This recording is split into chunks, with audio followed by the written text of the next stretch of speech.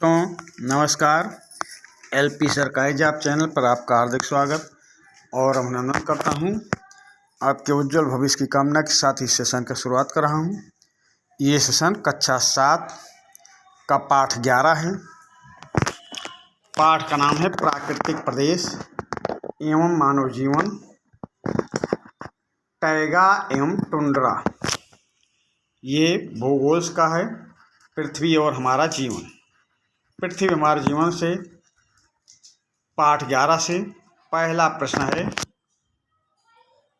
Taiga प्रदेश किस गोलार्ध में स्थित है?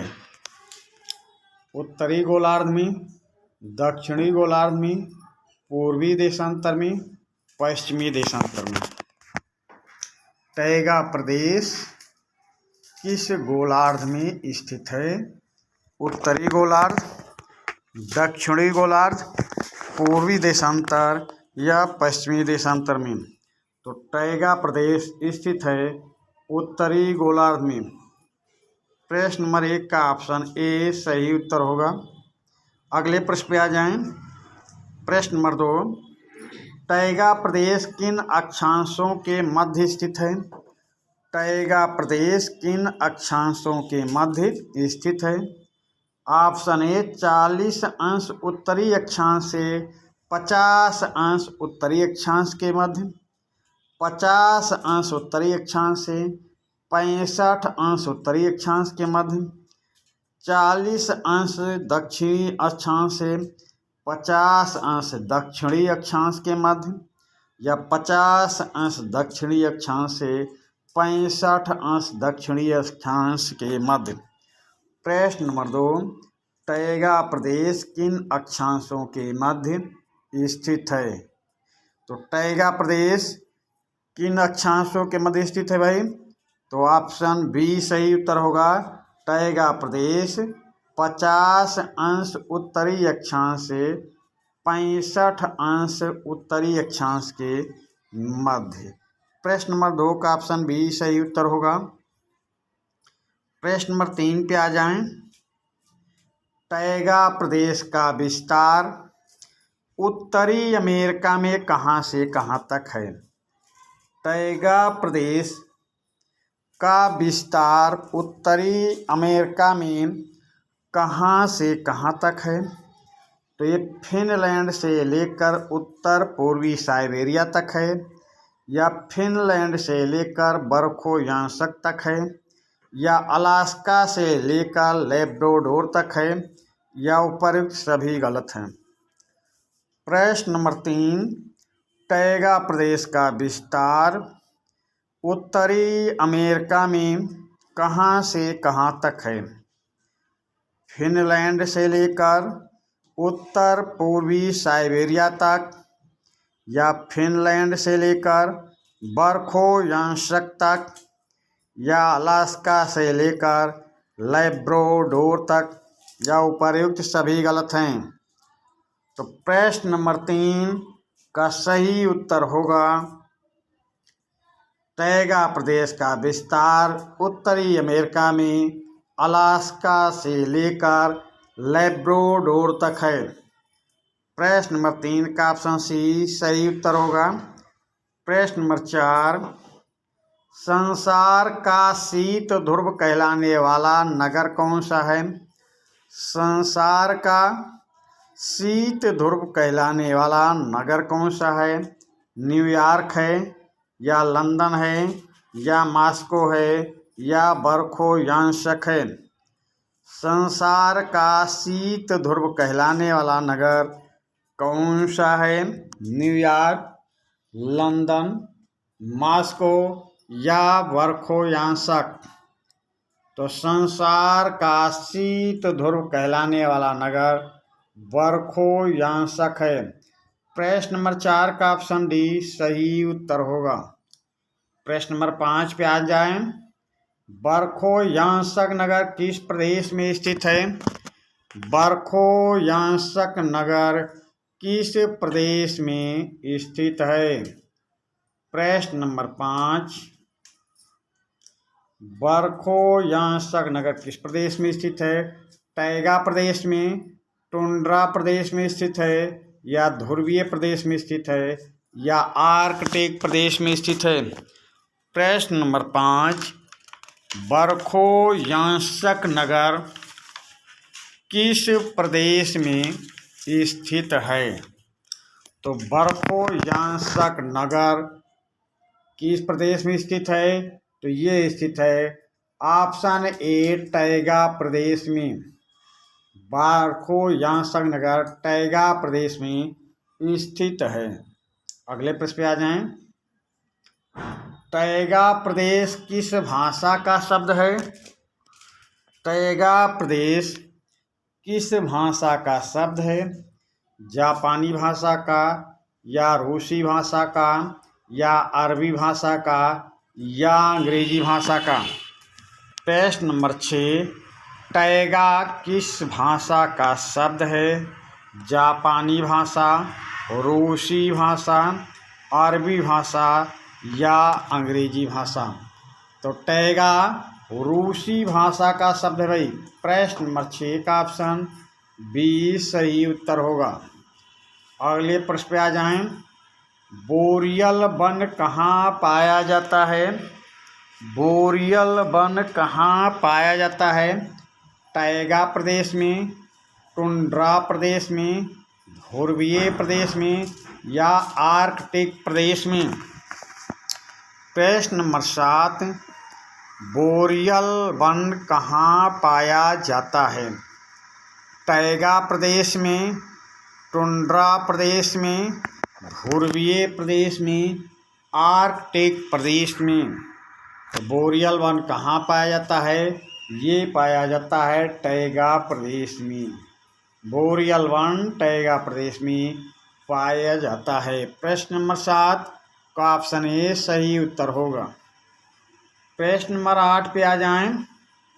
दक्षिणी गोलार्ध में 50 अंश दक्षिणी अक्षांश से 65 अंश दक्षिणी अक्षांश के मध्य क्या है?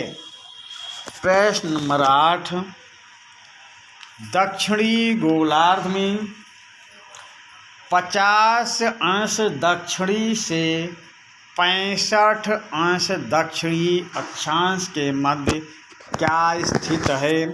मरुस्थल स्थित है, जलमंडल स्थित है, स्थल मंडल स्थित है या बर्फ मंडल स्थित है? प्रश्न नंबर 8, दक्षिणी गोलार्ध में 50 अंश दक्षिणी अक्षांश से 65 अंश दक्षिणी अक्षांश के मध्य क्या स्थित है? तो ये जलमंडल स्थित है भाई। प्रश्न नंबर 8 का ऑप्शन बी सही उत्तर होगा। अगले प्रश्न पे आ जाएं। प्रश्न नंबर 9, कहाँ की मिट्टी को धूसर या पांडजाल कहा जाता है? कहाँ की मिट्टी को धूसर या पांडजाल कहा जाता है? टैगा प्रदेश की मिट्टी को या टुंड्रा प्रदेश की मिट्टी को या मरुस्थलीय मिट्टी को या उपर्युक्त में से कोई नहीं? प्रश्न नंबर 9, कहाँ की मिट्टी को धूसर या पांडजाल कहा जाता है? टैगा प्रदेश की मिट्टी को या टुंड्रा प्रदेश की मिट्टी को या मरुस्थलीय मिट्टी को या उपर्युक्त में से कोई नहीं? तो प्रश्न नंबर 9, कहाँ की मिट्टी को धूसर या पांडजाल कहा जाता है? तो ये टैगा प्रदेश की मिट्टी को धूसर या पांडजाल कहा जाता है। प्रश्न नंबर 9 का ऑप्शन ए सही उत्तर होगा। अगले प्रश्न पे आ जाएं। प्रश्न नंबर 10, टैगा प्रदेश के अधिकांश जीव जंतु मोटी खाल तथा घने बाल वाले होते हैं, इन्हें क्या कहा जाता है? प्रश्न नंबर 10, टैगा प्रदेश के अधिकांश जीव जंतु मोटी खाल तथा घने बाल वाले होते हैं, इन्हें क्या कहा जाता है? समूरदार जानवर या जंगली जानवर या पानी वाले जानवर या रेगिस्तानी जानवर। प्रश्न नंबर 10, टैगा प्रदेश के अधिकांश जीव जंतु मोटी खाल तथा घने बाल वाले होते हैं। इन्हें क्या कहा जाता है? समूरदार जानवर, जंगली जानवर, पानी वाले जानवर या रेगिस्तानी जानवर। तो प्रश्न नंबर 10 का ऑप्शन ए सही उत्तर होगा, समूरदार जानवर। अगले प्रश्न पे आ जाएं। प्रश्न नंबर 11, शीत ऋतु में कहाँ के पक्षी भारत के उत्तरी मैदानी भागों में शरण लेते हैं? प्रश्न नंबर 11, शीत ऋतु में कहाँ के पक्षी भारत के उत्तरी मैदानी भागों में शरण लेते हैं? तो वाशिंगटन के पक्षी शरण लेते हैं या मॉस्को के पक्षी उत्तरी मैदानी भागों में शरण लेते हैं या साइबेरिया के पक्षी भारत के उत्तरी मैदानी भागों में शरण लेते हैं या टोक्यो के पक्षी भारत के उत्तरी मैदानी भागों में शरण लेते हैं। प्रश्न नंबर 11, शीत ऋतु में कहाँ के पक्षी भारत के उत्तरी मैदानी भागों में शरण लेते हैं? तो प्रश्न नंबर 11 का ऑप्शन सी सही उत्तर होगा, साइबेरिया के पक्षी। शीत ऋतु में साइबेरिया के पक्षी भारत के उत्तरी मैदानी भागों में शरण लेते हैं। प्रश्न नंबर 12 पे आ जाएं। संसार का सबसे अधिक अखबारी कागज तथा लुगदी कहाँ बनाया जाता है? प्रश्न नंबर 12, संसार का सबसे अधिक अखबारी कागज तथा लुगदी कहाँ बनाया जाता है? तो टुंड्रा प्रदेश में बनाया जाता है या रेगिस्तानी प्रदेश में या टैगा प्रदेश में या मानसूनी प्रदेश में। प्रश्न नंबर 12, संसार का सबसे अधिक अखबारी कागज तथा लुगदी कहाँ बनाया जाता है? तो ये बनाया जाता है टैगा प्रदेश में। प्रश्न नंबर 12 का ऑप्शन सी सही उत्तर होगा। अगले प्रश्न पे आ जाएं। प्रश्न नंबर 13, लुगदी से क्या बनाया जाता है? प्रश्न नंबर 13, लुगदी से क्या बनाया जाता है? दिया सलाई बनाई जाती है या तारपीन का तेल बनाया जाता है या अखबारी कागज बनाया जाता है या प्लाईवुड का निर्माण किया जाता है? प्रश्न नंबर 13, लुगदी से क्या बनाया जाता है? दिया सलाई, तारपीन का तेल, अखबारी कागज या प्लाईवुड। तो लुगदी से बनाया जाता है प्लाईवुड। प्रश्न नंबर 13 का ऑप्शन डी सही उत्तर होगा। प्रश्न नंबर 14, आर्कटिक महासागर का वह हिस्सा जो पूरे साल बर्फ के रूप में जमा रहता है क्या कहलाता है? आर्कटिक महासागर का वह हिस्सा जो पूरे साल बर्फ के रूप में जमा रहता है क्या कहलाता है? टैगा प्रदेश कहलाता है या मानसूनी प्रदेश कहलाता है या रेगिस्तानी प्रदेश कहलाता है या टुंड्रा प्रदेश कहलाता है? प्रश्न नंबर 14, आर्कटिक महासागर का वह हिस्सा जो पूरे साल बर्फ के रूप में जमा रहता है क्या कहलाता है? टैगा प्रदेश, मानसूनी प्रदेश, रेगिस्तानी प्रदेश या टुंड्रा प्रदेश। प्रश्न नंबर 14 का ऑप्शन डी सही उत्तर होगा, ये कहलाता है टुंड्रा प्रदेश। प्रश्न नंबर 14 का ऑप्शन डी सही उत्तर होगा। प्रश्न नंबर 15 पे आ जाएं। किस प्रदेश में कई महीने लगातार रात और कई महीने लगातार दिन होते हैं? किस प्रदेश में कई महीने लगातार रात और कई महीने लगातार दिन होते हैं? टैगा प्रदेश में ऐसा होता है, या टुंड्रा प्रदेश में कई महीने रात और कई महीने दिन होते हैं, या मानसूनी प्रदेश में कई महीने रात और कई महीने दिन होते हैं, या रेगिस्तानी प्रदेश में कई महीने रात और कई महीने दिन होते हैं। प्रश्न नंबर 15, किस प्रदेश में कई महीने लगातार रात और कई महीने लगातार दिन होते हैं?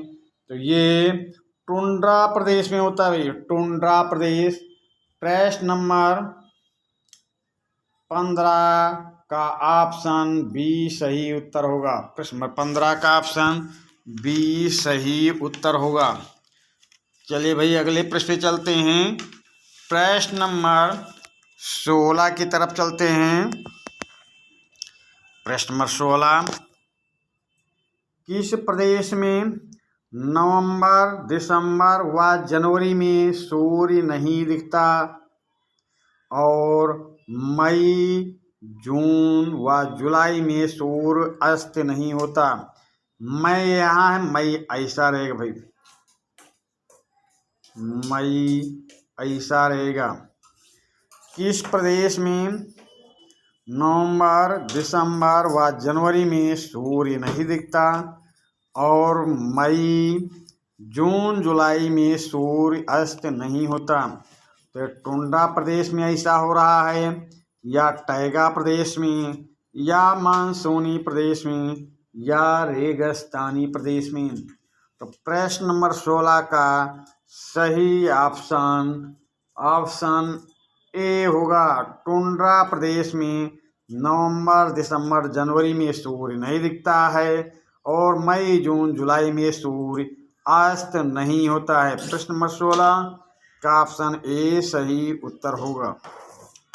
प्रश्न नंबर 17 पे आ जाएं। मस्क बैल कहाँ पाया जाता है? मस्क बैल कहाँ पाया जाता है? टुंड्रा प्रदेश में, या मानसूनी प्रदेश में, या टैगा प्रदेश में, या रेगिस्तानी प्रदेश में? प्रश्न नंबर 17, मस्क बैल कहाँ पाया जाता है?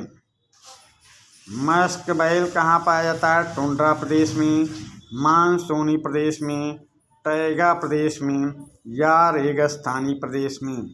तो मस्क बैल कहाँ पाया जाता है? मस्क बैल टुंड्रा प्रदेश में पाया जाता है। मस्क बैल टुंड्रा प्रदेश में पाया जाता है। प्रश्न नंबर 18 पे आ जाएं। एस्किमो, लैप और याकूत आदिवासी जनजातियां कहाँ निवास करती हैं? प्रश्न नंबर 18, एस्किमो, लैप और याकूत आदिवासी जनजातियां कहाँ के निवासी या कहाँ की निवासी हैं? एस्किमो, लैप और याकूत आदि जनजातियां कहाँ की निवासी हैं? मानसूनी प्रदेशों के निवासी हैं, या रेगिस्तानी प्रदेशों के निवासी हैं, या टैगा प्रदेशों के निवासी हैं, या टुंड्रा प्रदेशों के निवासी हैं? तो प्रश्न नंबर 18 का सही उत्तर होगा ऑप्शन डी, टुंड्रा प्रदेश के निवासी हैं। प्रश्न नंबर 18 का ऑप्शन डी सही उत्तर होगा। प्रश्न नंबर 19 पे आ जाएं। टुंड्रा प्रदेश के लोग बर्फ के घर बनाते हैं, इस घर को क्या कहा जाता है? टुंड्रा प्रदेश के लोग बर्फ के घर बनाते हैं, इस घर को क्या कहा जाता है? झोपड़ी कहा जाता है, या इग्लू कहा जाता है, या कंदरा कहा जाता है, या बर्फीली कहा जाता है? प्रश्न नंबर 19, टुंड्रा प्रदेश के लोग बर्फ के घर बनाते हैं। इस घर को क्या कहा जाता है? तो इसको इग्लू कहा जाता है, इग्लू। प्रश्न नंबर 19 का ऑप्शन बी सही उत्तर होगा। प्रश्न नंबर 20, टुंड्रा प्रदेश के निवासी किस भोजन पर आधारित हैं? प्रश्न नंबर 20, टुंड्रा प्रदेश के निवासी किस भोजन पर आधारित हैं? शाकाहारी भोजन पर आधारित हैं या मांसाहारी भोजन पर आधारित हैं या दोनों पर आधारित हैं या केवल फल पर आधारित हैं? टुंड्रा प्रदेश के निवासी किस भोजन पर आधारित हैं? तो टुंड्रा प्रदेश के निवासी मांसाहारी भोजन पर आधारित हैं, मांसाहारी भोजन पर। प्रश्न नंबर 20 का ऑप्शन बी सही उत्तर होगा। प्रश्न नंबर 21 पे आ जाएं। टुंड्रा निवासी जानवरों का शिकार किससे करते हैं?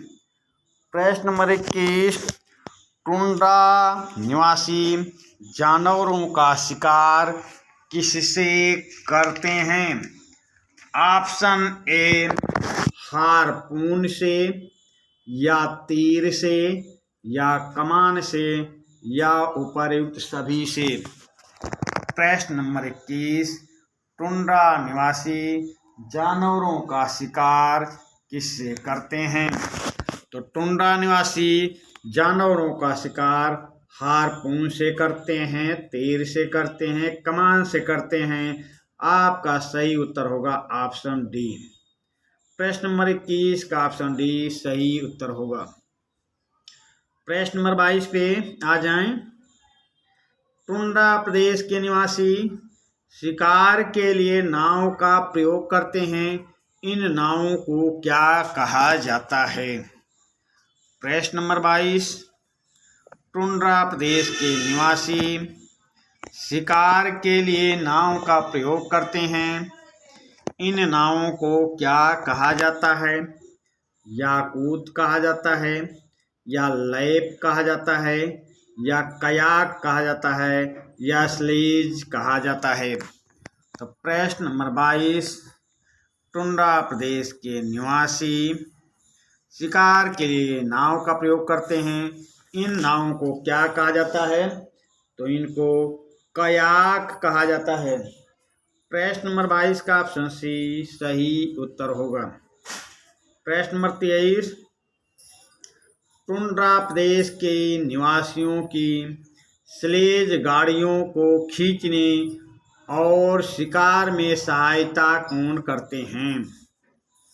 प्रश्न नंबर 23, टुंड्रा प्रदेश के निवासियों की स्लेज गाड़ियों को खींचने और शिकार में सहायता कौन करते हैं? रेनडियर करते हैं या ध्रुवीय कुत्ते करते हैं या कयाक करते हैं या इग्लू करते हैं? प्रश्न नंबर 23, टुंड्रा प्रदेश की निवासियों की स्लेज गाड़ियों को खींचने और शिकार में सहायता कौन करते हैं? तो ये करते हैं ध्रुवीय कुत्ते। प्रश्न नंबर 23 का ऑप्शन बी सही उत्तर होगा। अगले प्रश्न पे आ जाएं। प्रश्न नंबर 24, टुंड्रा निवासी इग्लू की छत पर क्या लगा देते हैं? टुंड्रा निवासी इग्लू की छत पर क्या लगा देते हैं? जानवरों की खाल लगा देते हैं, कयाक लगा देते हैं, रेनडियर लगा देते हैं या जानवरों की मांस लगा देते हैं? टुंड्रा निवासी इग्लू की छत पर क्या लगा देते हैं? तो टुंड्रा निवासी इग्लू की छत पर जानवरों की खाल लगा देते हैं। प्रश्न नंबर 24 का ऑप्शन ए सही उत्तर होगा। अगले प्रश्न पे आ जाएं। ये प्रश्न नंबर 25 है भाई। प्रश्न नंबर ये 25 है। प्रश्न नंबर 25 है। उत्तरी ध्रुव पर पहुंचने वाले पहले व्यक्ति कौन थे? उत्तरी ध्रुव पर पहुंचने वाले पहले व्यक्ति कौन थे? एमंडसन या रॉबर्ट पेरी या राकेश शर्मा या नील आर्मस्ट्रांग। प्रश्न नंबर 25, उत्तरी ध्रुव पर पहुंचने वाले पहले व्यक्ति कौन थे? Amundsen, Robert Peary, Rakesh Sharma या नील आर्मस्ट्रांग। तो उत्तरी ध्रुव पर पहुंचने वाले पहले व्यक्ति रॉबर्ट पेरी थे। उत्तरी ध्रुव पर पहुंचने वाले पहले व्यक्ति रॉबर्ट पेरी थे। प्रश्न नंबर 25 है भाई। प्रश्न नंबर 25 का ऑप्शन बी सही उत्तर होगा। ये प्रश्न नंबर 26 है भाई। प्रश्न नंबर 26 है, दक्षिणी ध्रुव पर पहुंचने वाले पहले व्यक्ति कौन थे? प्रश्न नंबर 26 है, दक्षिणी ध्रुव पर पहुंचने वाले पहले व्यक्ति कौन थे? एमंडसन थे या रॉबर्ट पेरी थे या राकेश शर्मा थे या नील आर्मस्ट्रांग थे। प्रश्न नंबर 26, उत्तरी ध्रुव पर पहुंचने वाले पहले व्यक्ति कौन थे? Amundsen, Robert Peary, Rakesh Sharma या नील आर्मस्ट्रांग। तो दक्षिणी ध्रुव पर पहुंचने वाले पहले व्यक्ति थे एमंडसन। प्रश्न नंबर 25 का ऑप्शन ए सही उत्तर होगा।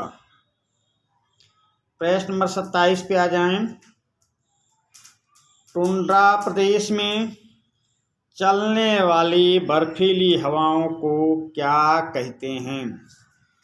टुंड्रा प्रदेश में चलने वाली बर्फीली हवाओं को क्या कहते हैं? लंबरजैक कहते हैं या ब्लिज़ार्ड कहते हैं या रेनडियर कहते हैं या कयाक कहते हैं। प्रश्न नंबर 27, टुंड्रा प्रदेश में चलने वाली बर्फीली हवाओं को क्या कहते हैं? लंबरजैक, ब्लिज़ार्ड, रेनडियर या कयाक। तो प्रश्न नंबर 27 का सही उत्तर होगा ऑप्शन बी, टुंड्रा प्रदेश में चलने वाली बर्फीली हवाओं को ब्लिज़ार्ड कहते हैं। चलते हैं अगले प्रश्न पर। प्रश्न नंबर 28, कनाडा के कोणधारी वनों में लकड़ी काटने का व्यवसाय करने वाले लोगों को क्या कहते हैं? प्रश्न नंबर 28, कनाडा के कोणधारी वनों में लकड़ी काटने का व्यवसाय करने वाले लोगों को क्या कहते हैं?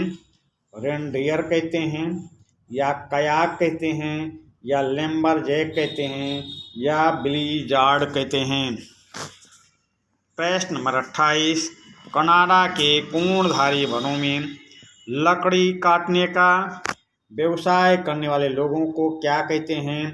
तो ये कहते हैं लैम्बरजैक। प्रश्न नंबर 28 का ऑप्शन सी सही उत्तर होगा। ये प्रश्न जो आपकी पाठ्य पुस्तक के इस पाठ से बन सकते थे उन प्रश्नों को आपके पास भेज रहा हूँ। साथ में ये जो आपकी पाठ्य पुस्तक में अभ्यास दिया गया है, आपकी पाठ्य पुस्तक में जो अभ्यास दिया गया है, इस अभ्यास का भी हल इसी के साथ आपके पास भेज रहा हूँ। तो अभ्यास में पहला प्रश्न, निम्नलिखित प्रश्नों के उत्तर दीजिए। निम्नलिखित प्रश्नों के उत्तर दीजिए। प्रश्न का है, टैगा प्रदेश केवल उत्तरी गोलार्ध में ही क्यों पाए जाते हैं? टैगा प्रदेश केवल उत्तरी गोलार्ध में ही क्यों पाए जाते हैं? तो उत्तर है इसका भाई, उत्तर देख लें। दक्षिणी गोलार्ध में 50 अंश दक्षिणी अक्षांश से 65 अंश दक्षिणी अक्षांश के मध्य जलमंडल है, इसलिए टैगा प्रदेश उत्तरी गोलार्ध में पाया जाता है।